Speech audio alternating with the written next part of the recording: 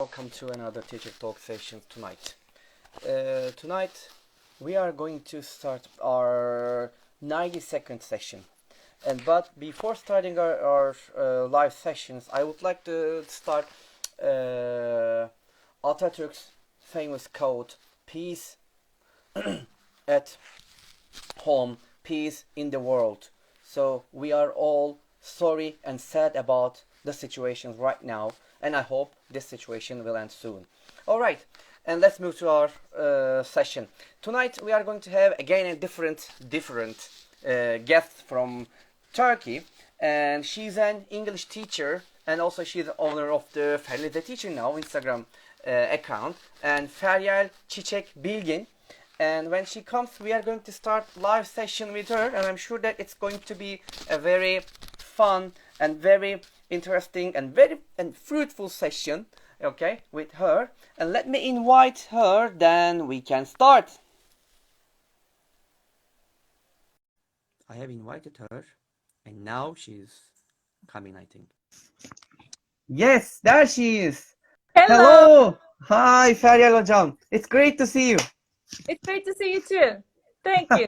I'm Okay. happy to be here. Thank you very much for having me tonight. It's wonderful. And before starting our live sessions, I would like to say thank you to accept my invitation to Teacher Talks. And so this is going to be our 90-second session, and I'm sure that it's going to be a very fruitful session together tonight. I hope so. Thank you very much. Okay. Earlier, All right. I'm that you invited me. I'm so glad to be here. Thank you very much.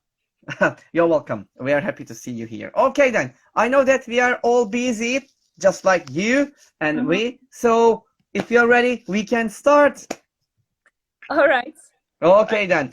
I know about you, Feryal Hocam, but maybe our listeners would like to know about you. So can you tell us about yourself, please, and a bit about your experiences too? Sure, of course. My name is Feryal, and I'm an English teacher, of course, and I've been teaching for 4 years now. This is my 4th year in teaching, and Wow. I have a very interesting career journey. I was an international trade professional before I wasn't teaching, and I did that for 8 years, and then this midlife crisis, I guess, hit me really hard, and I decided to be a teacher. So yeah, that's how I ended up as a teacher. So if I must talk about my experiences, I started teaching at a middle school, and it was an experience. I loved it. Then I started teaching primary school kids and at a private school again.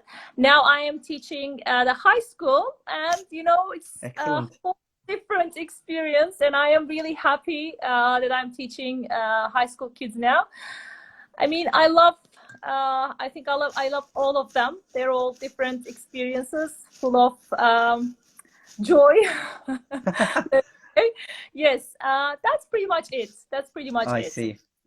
I totally agree with you. Yeah, all the age groups have different effects and different, the things that you can see among them. All right, thank you very much. So I'm going to ask you about your own education, Feryal Hocam. What was were your turning point or points in your own education?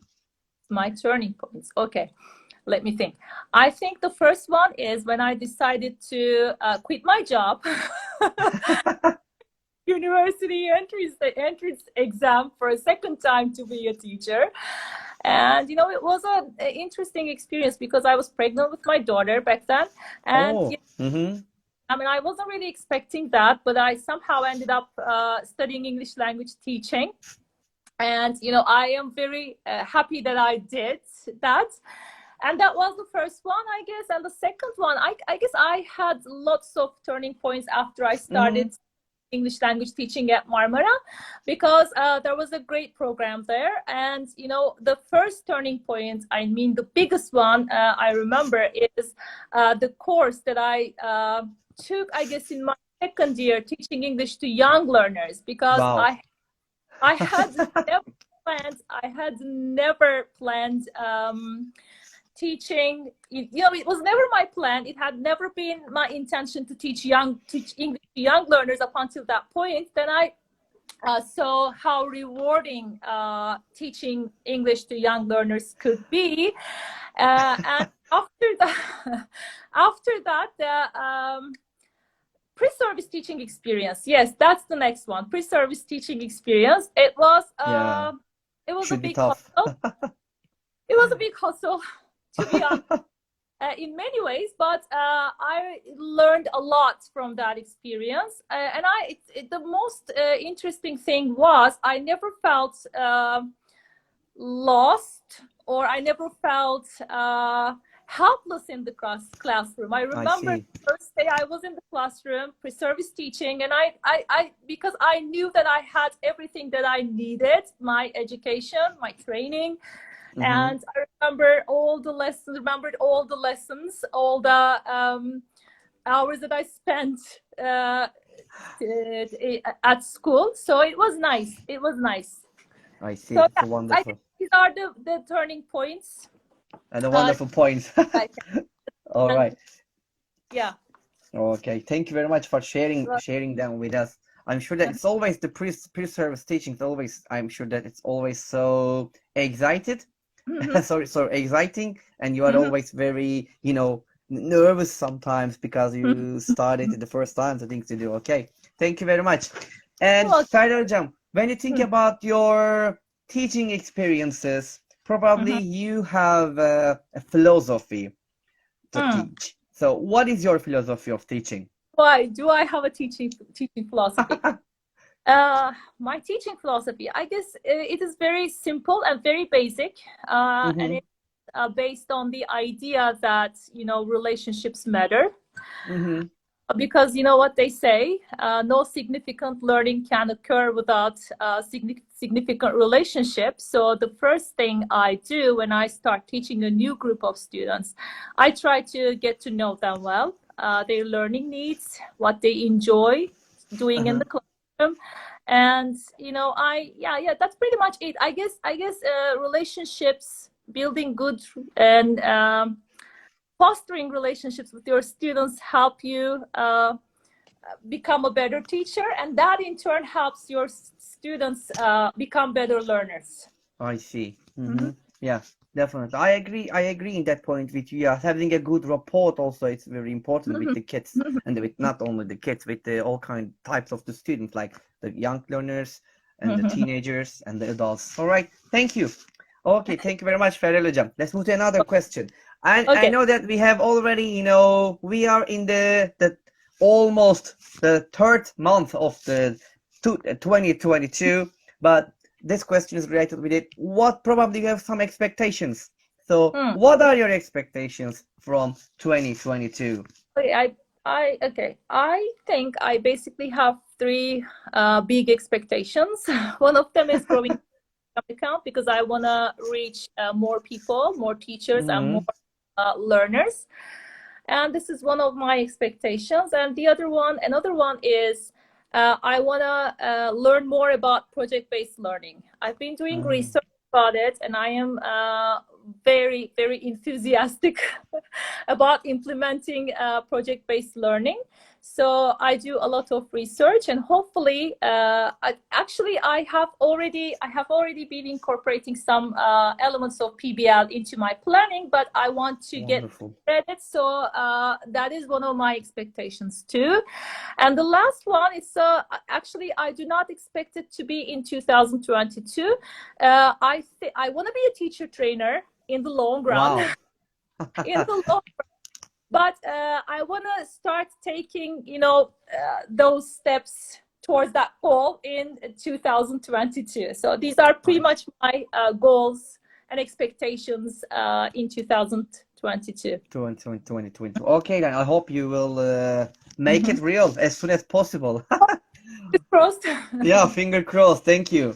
And another situation is after this COVID-19, the situation started, most of the teachers have really faced lots of difficulties, and especially the problems with the well-being, so in this case, how can teachers improve their well-being? What do you think about it, and what can you suggest to them? it's a very hot topic nowadays, right? Yeah, Everybody talking. exactly. I'm sure if you Google it, if you know, search it on the web, you'll get lots of advice.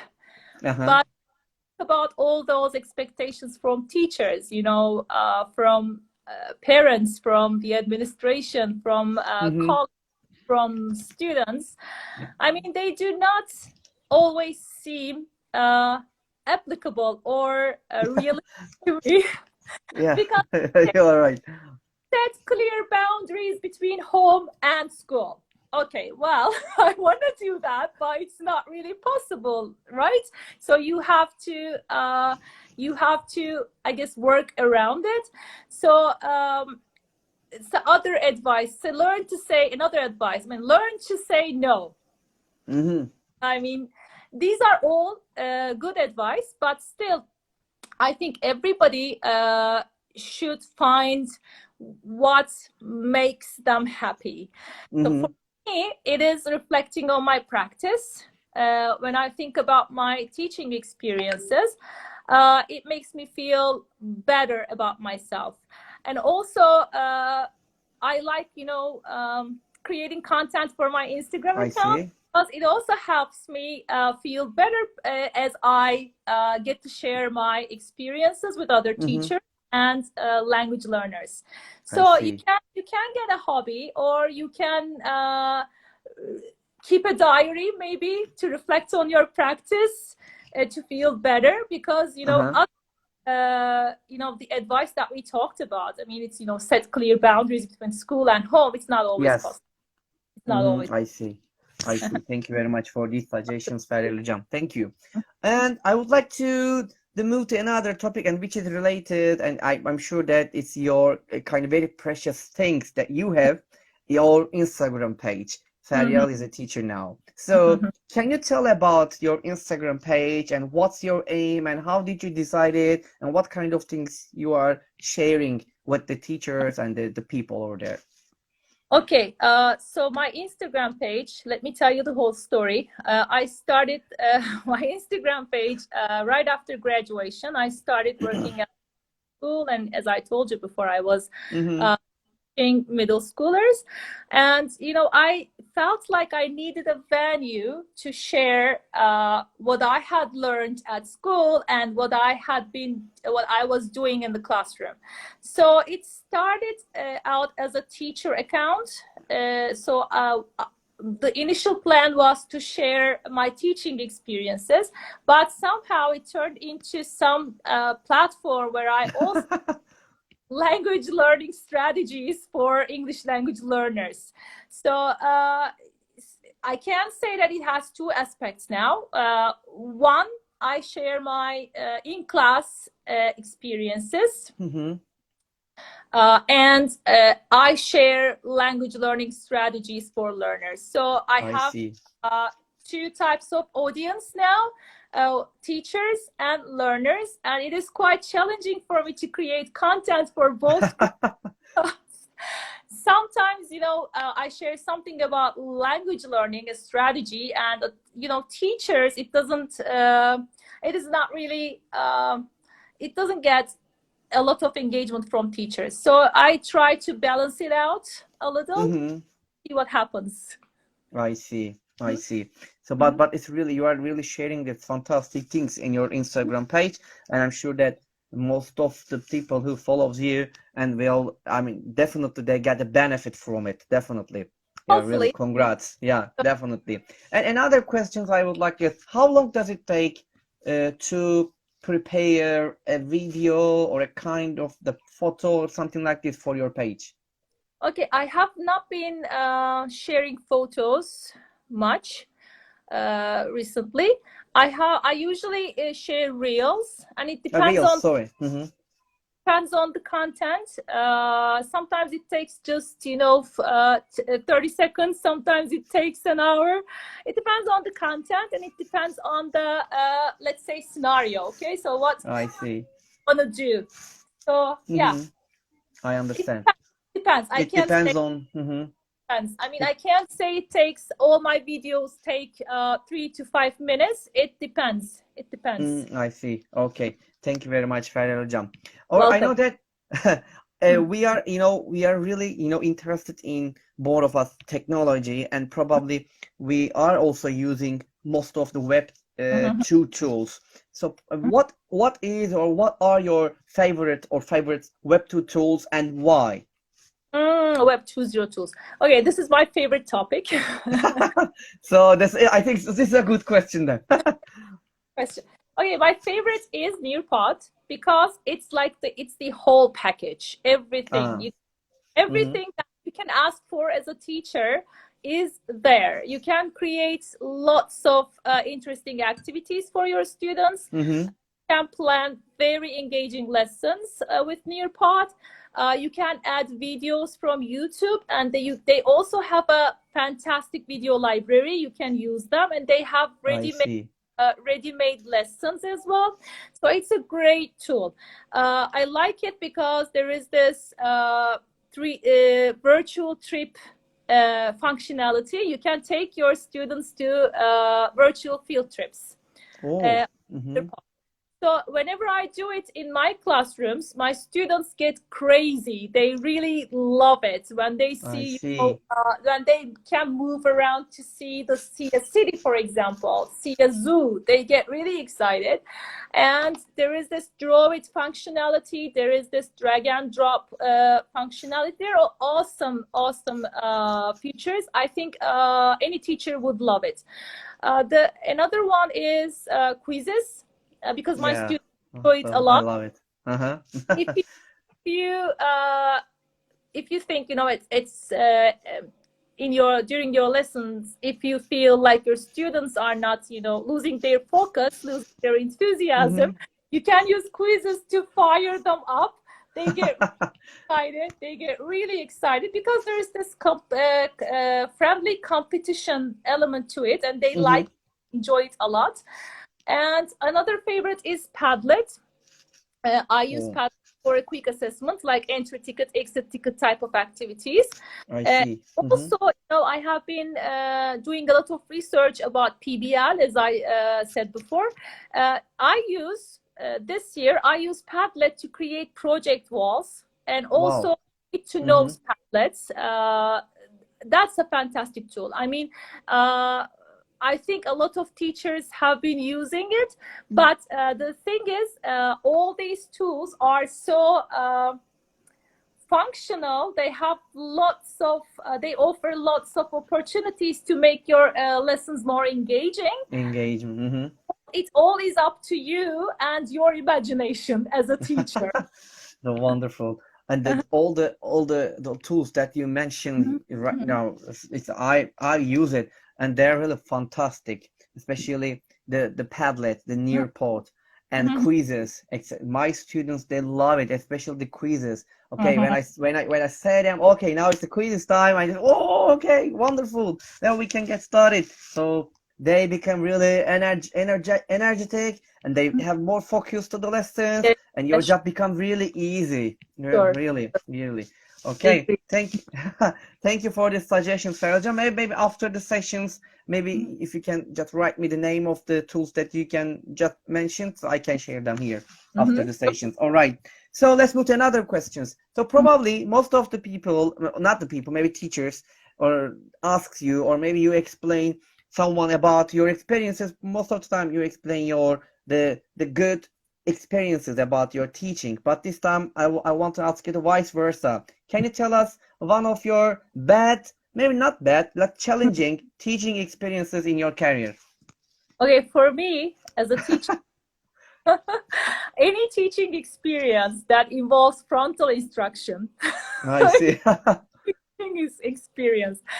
But having said that, I've been there and I've done that too. I mean, frontal instruction, sometimes we do things that we know 100% that we know that, they are 100% wrong, but we do it anyway because, sometimes we do not get to make the decisions. Uh-huh. There are times when the activities I design with, great ideas in mind do not work the way I envisioned them to work in the classroom. So I feel like I consider them as bad experiences as I am experiencing them in the classroom, experiencing it in the classroom with my students. But when I reflect on it after the lesson, that helps me see what I could have done differently, what I would have changed. So it's a reflect. That is why reflection is essential. You have to always reflect on your experiences, because John Dewey says we do not learn from experience; we learn from reflecting on experience. So yeah, we have to keep reflecting on our experiences so that we can get better teachers. That's practically what I try to do.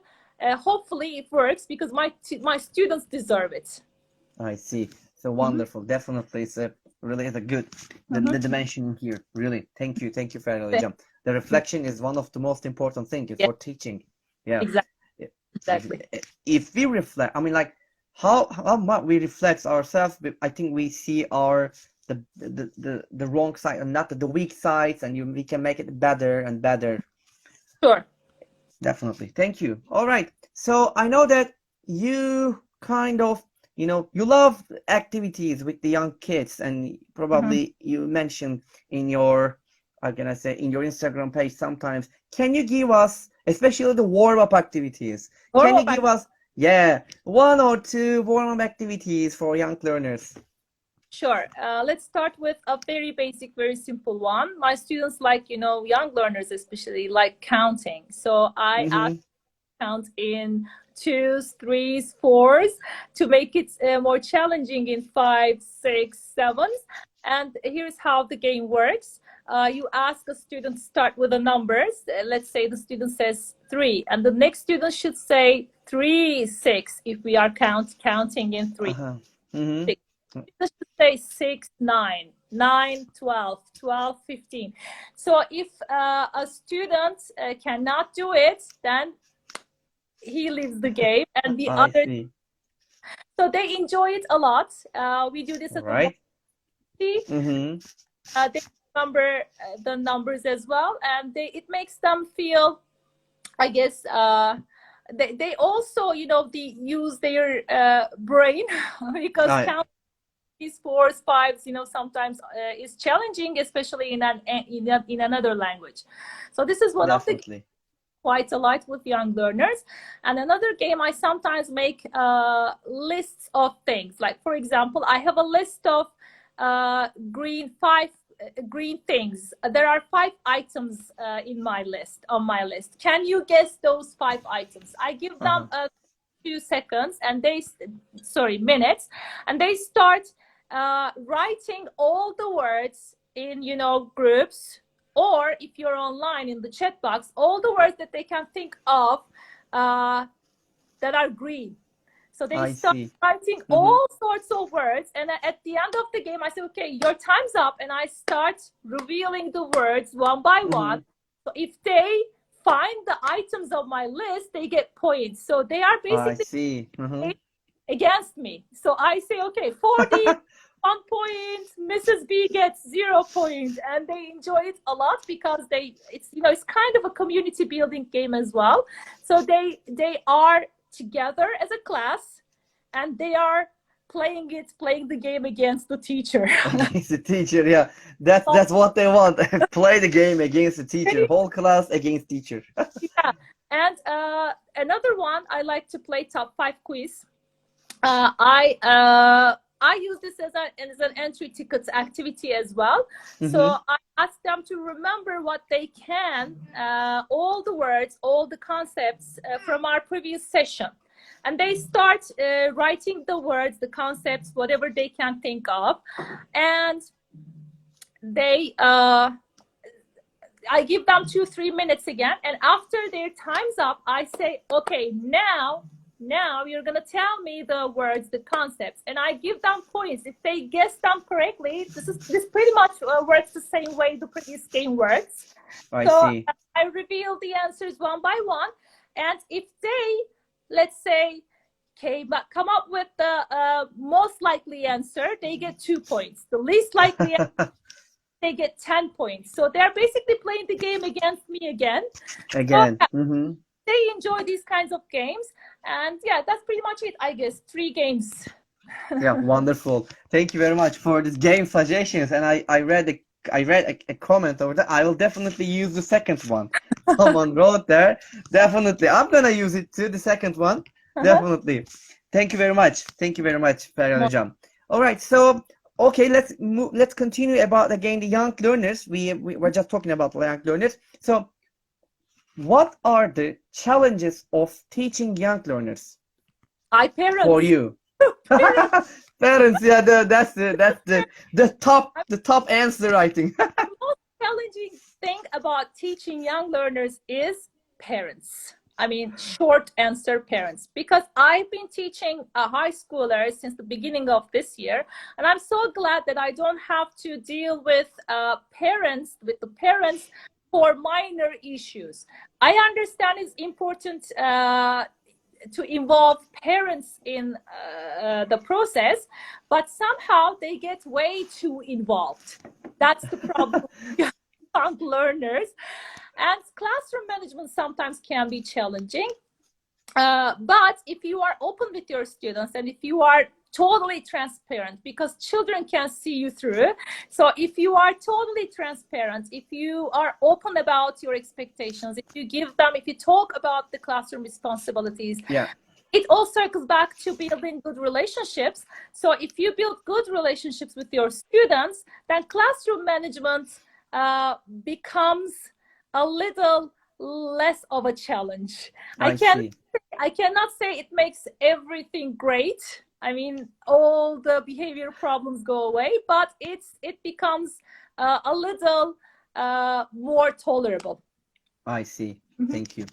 Thank you. The challenges that you mentioned, they are one of the most, I mean, like the important ones. Thank you very much, Feryal Hocam.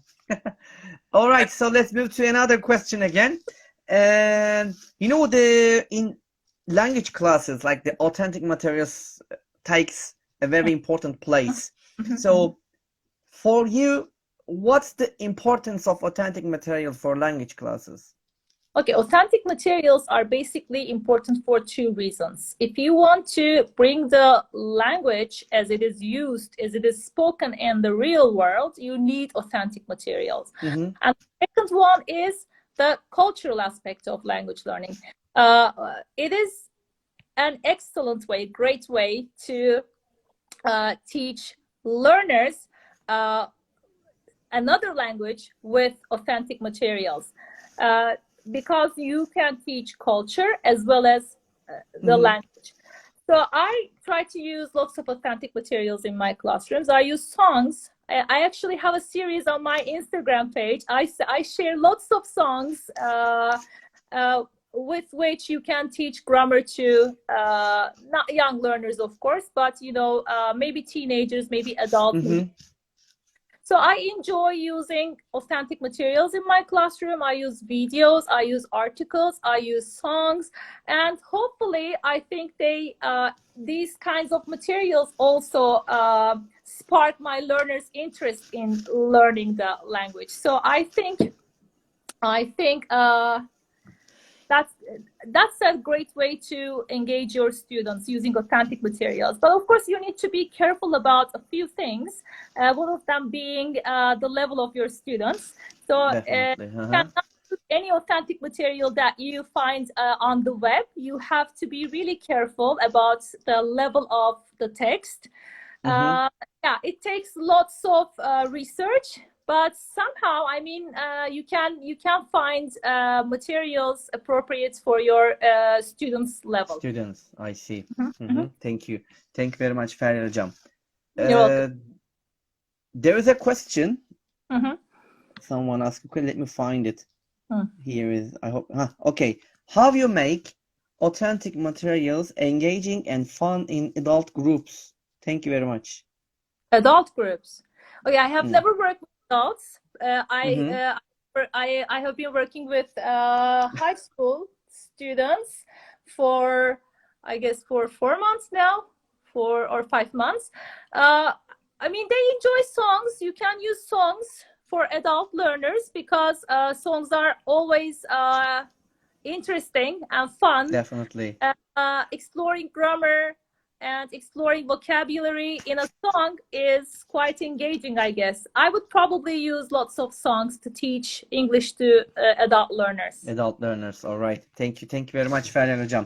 And by the way, if you have any questions to Feryal Hocam, please write them into the question part, because we can miss your questions while she's talking or while I'm asking questions. We have a chance to miss it. So if you write it in the question part, so I can easily divert the question to her. Thank you. All right. So let's move to another question. So it's about goes beyond the classrooms related to questions. What can we do to create a curriculum that goes beyond the classroom's walls? Okay, the short answer again, PBL, project-based learning, or inquiry-based learning, because as I mentioned, I have been doing lots of research about PBL, and I am very familiar with the opportunities that it might present. I remember watching videos where even kindergartners work together to come up with a creative creative solution to a real world problem. Such as how can we raise awareness in our community about healthy eating habits? And they were like 5-6-year-olds, and they worked together the whole semester to come up with a solution to this problem. And their project was they talked to experts, they worked in their groups, and they did different tasks based on their learning needs. And then at the end of the project, their final product was a fair, healthy eating habits fair. And it was for the parents.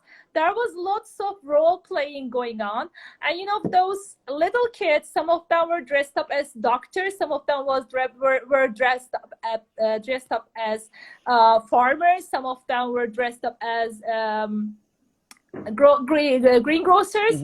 And they all talked about healthy food, healthy eating habits with their parents. They explained everything they have. They used all the information they have learned. They learned, and it was a fantastic thing to watch. So, our education system is heavily teacher-centered, and all the learning happens in the classroom, Unfortunately. with little to no real world connection. So after seeing that kind of learning experience, I mean, I think we should do it here too. I mean, exactly. I have a daughter. My daughter is like, how old is she? She's 8 years old, and she's a third grader, and she's learning things the way I learned them when I was an 8-year-old. So it really makes me mad. We need to change this, I guess. I understand. Thank you very much about it for this answer. It's a really wonderful answer for the question. Thank you very much, Feryal Hocam. All right, let's move to another question. So that the professional development is really important for us to learn new things and to improve ourselves. So I mean, like, what's the importance for you? What do you think about it, about professional development?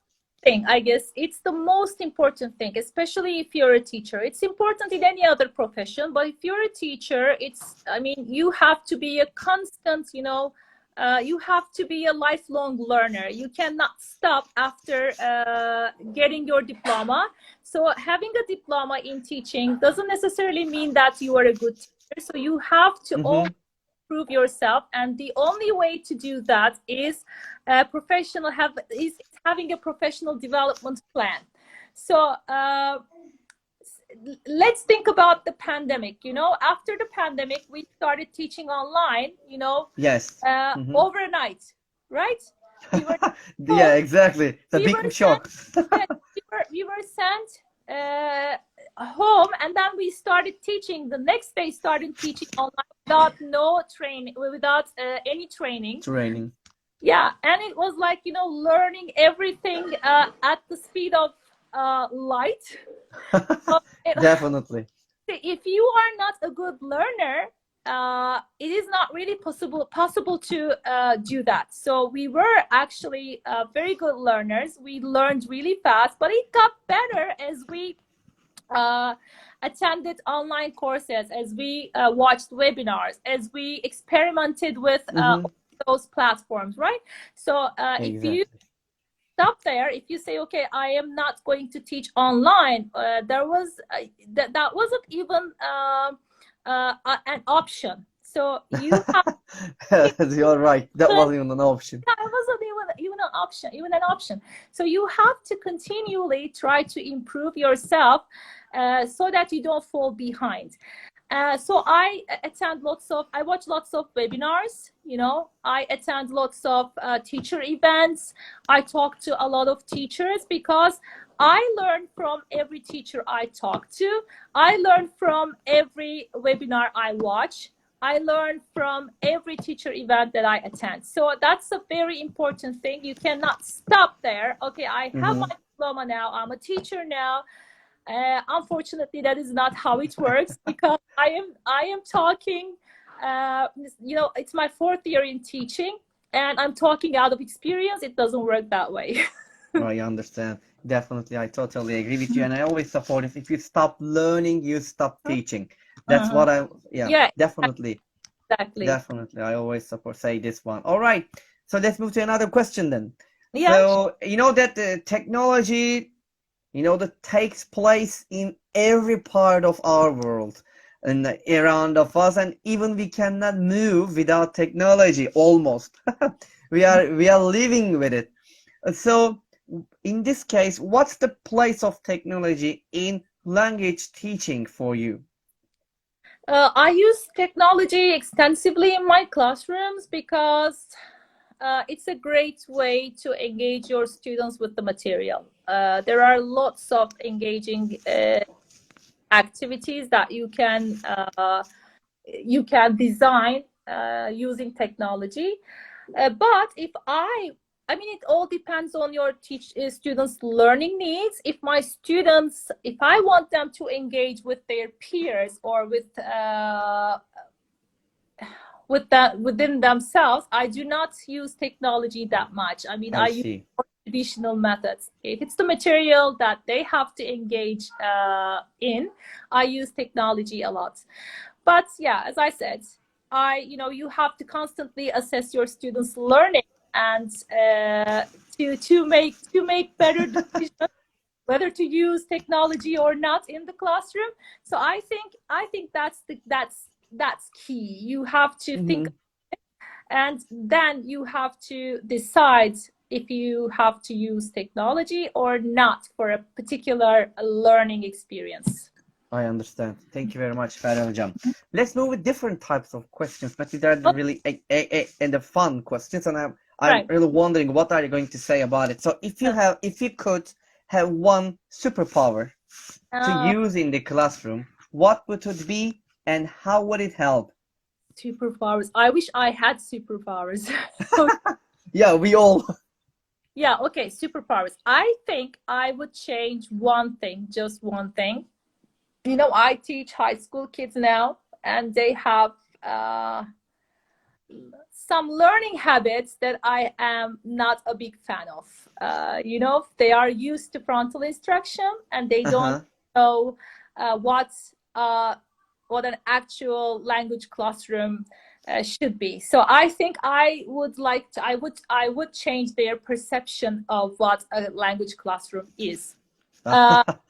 Experience is mostly like, you know, they learn, you know, you remember how we learned English? I mean, my experience was like, you know, the teacher would give us the rules, and we would learn them by heart, and then we would do lots of drills, language drills to master. Exactly. So their experience is quite the same, and I do not want that for my students. I want them to engage engage with the material, engage with me. I want to have conversations in the classroom, and they are not used to it, and it's kind of a big challenge for me to change that, because I see. I think I do not want to say this, but it looks like it has already turned into a habit for them. They cannot adapt to my teaching style as fast as I would like them to. I understand. Yeah, that's That one. biggest problems, and I think the one thing that I would change probably would be that. I see. With your superpower. Very wonderful. All right then. I had I wish. Okay. All right. Excellent. All right. So, Feryal Hocam, can you tell me 5 adjectives that describe an effective language teacher? Okay, let me think. Okay. The first one I can think of is a language teacher should be inquisitive, because all right. One is inquisitive. Okay. Asking questions. If you do not ask questions, if you are not curious, then it's not a good thing for a teacher. And you have to keep an open mind. So you have to be open-minded. You are open-minded, that's another big problem, because if you are not open-minded, that means that you stopped learning at some point in your life, and you are not a learner, and that is not a good thing for a teacher. And I think an effective teacher should be enthusiastic. Okay, enthusiastic. Because if you are not passionate about what you do, I mean, this is a very difficult job to do. You're a teacher too. Yeah, definitely. You are right. Yeah, absolutely. If you are not passionate about it, then you are in trouble. I mean, your students are basically in trouble. You have to be, because you teach anyway.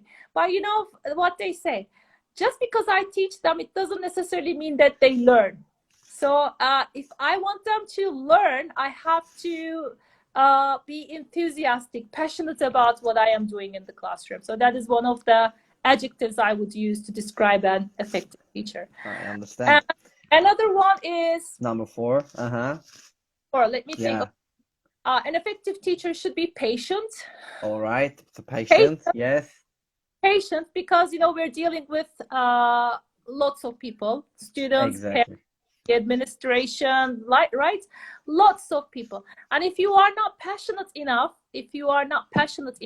patient enough, sorry, you might get yourself into trouble with your students. Probably. with other teachers. And yeah, that's another adjective I would use, I guess. And the last one. Last one, you need to be creative. Yeah, nice one. Because we plan lessons, there are 2 aspects to it, right? We plan lessons, and if you want to plan an engaging lesson, you need to use all your creative powers. And the second aspect to it is you need to come up with different solutions to unexpected problems that might occur in your classroom, because that anything can happen in the classroom, right? You are definitely a classroom with like 20 other humans, right? And anything you have to be creative. You have to come up with creative solutions to those unexpected problems. You're right. Right. And thank you very much for these 5 excellent adjectives. Thank you. Okay. All right. Okay then. So let's move to another question, Feryal Hocam. Okay. So what does the term equal opportunities mean to you? That's a nice question.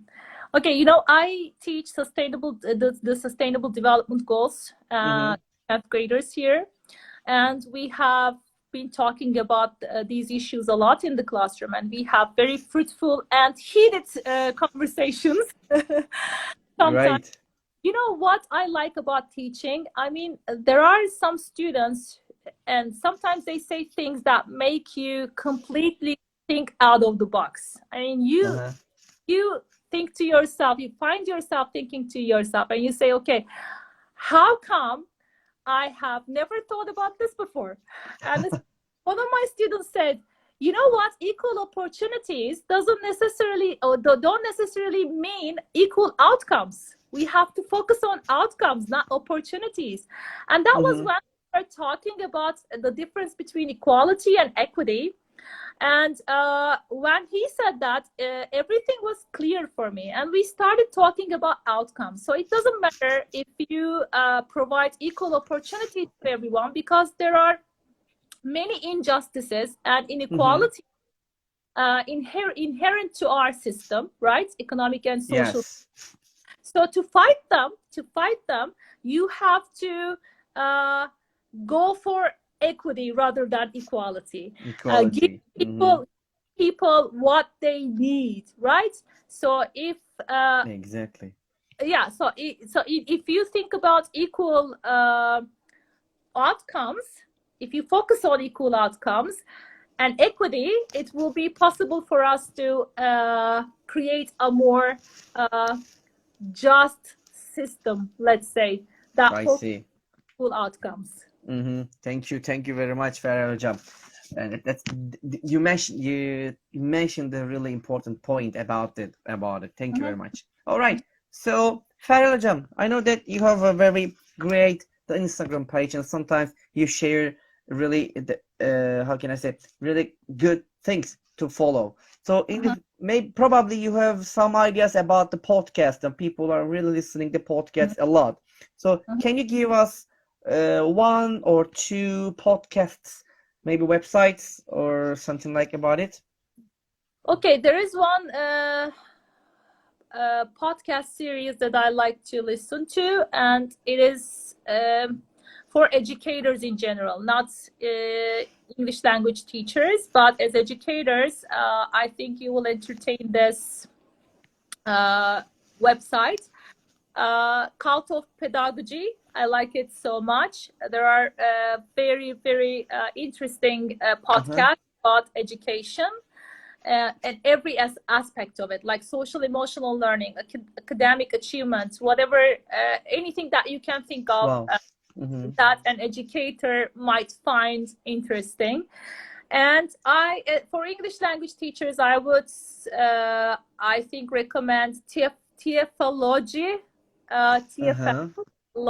and a very recent discovery for me, Pearson English Podcast. There are 18 or 19 episodes now, and it's also great. I highly recommend that you go and listen to the podcast on their webpage. I understand. Thank you very much for these podcasts, and it will help us, of course. Thank you.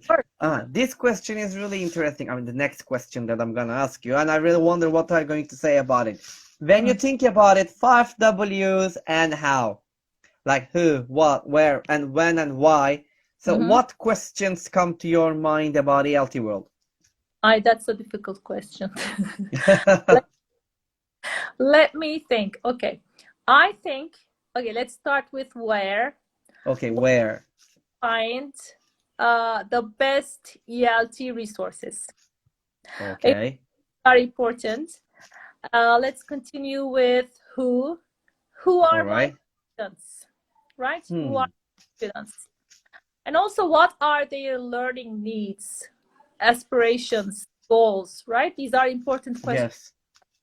And also, what can I do to be a better English teacher, right?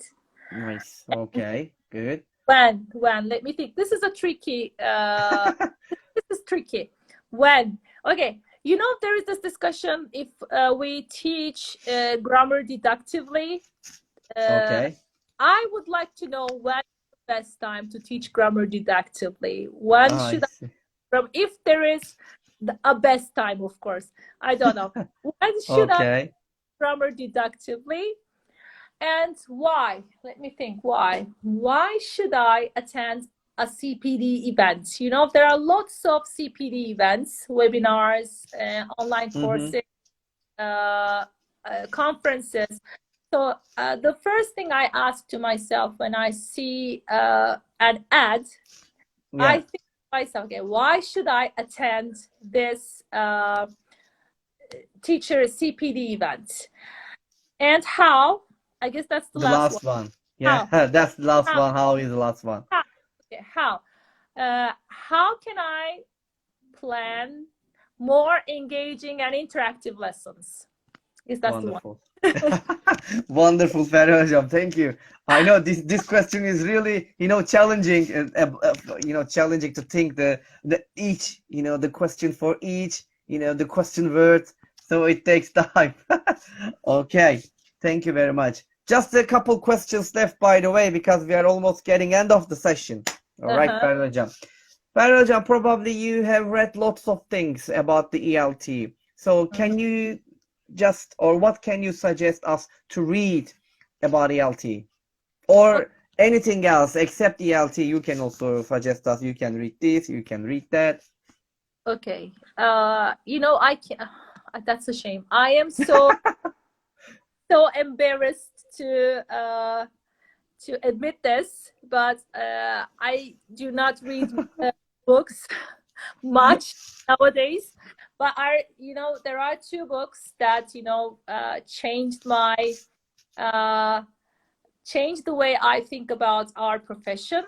Uh, One of them is, they are. I remember reading these books when I was a student at Marmara. One of them is How Languages Learned.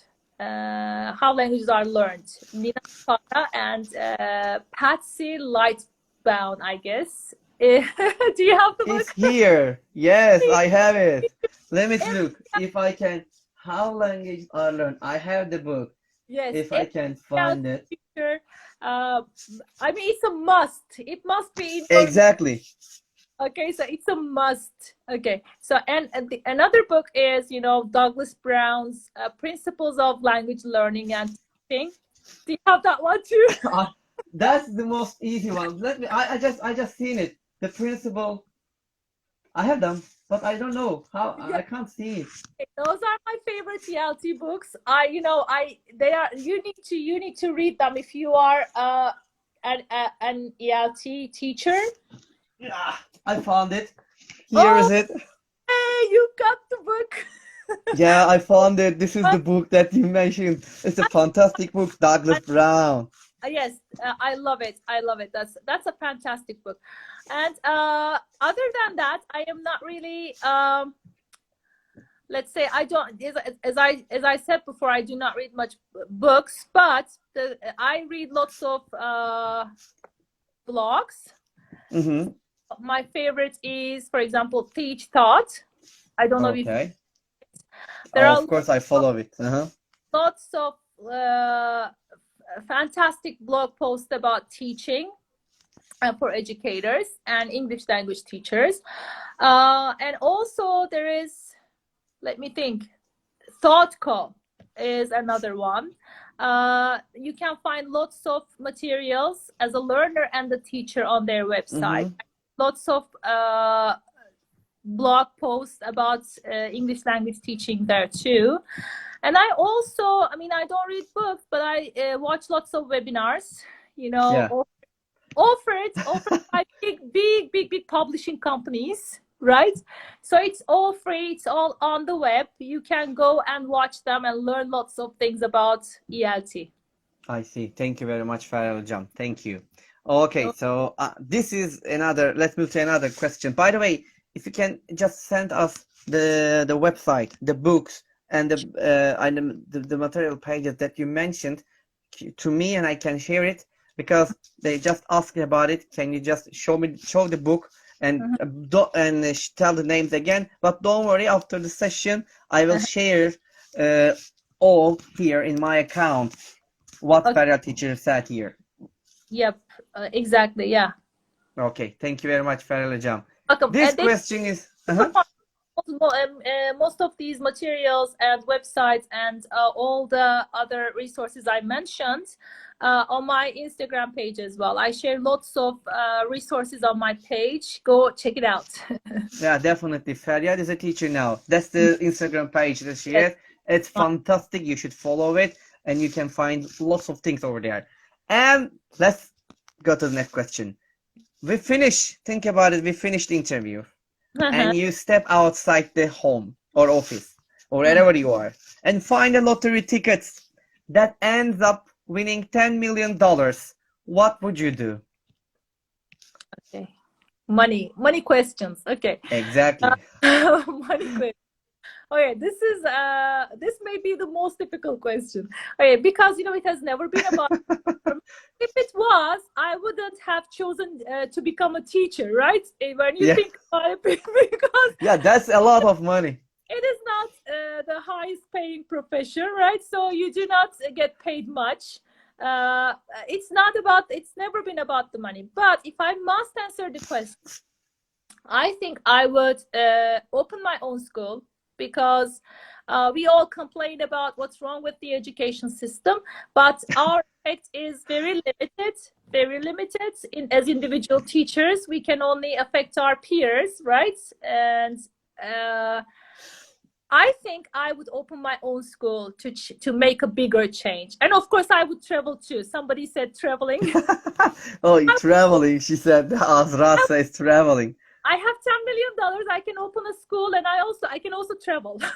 Definitely. I can do both. Okay. Yeah, probably. All right. Thank you very much, Feryal Hocam.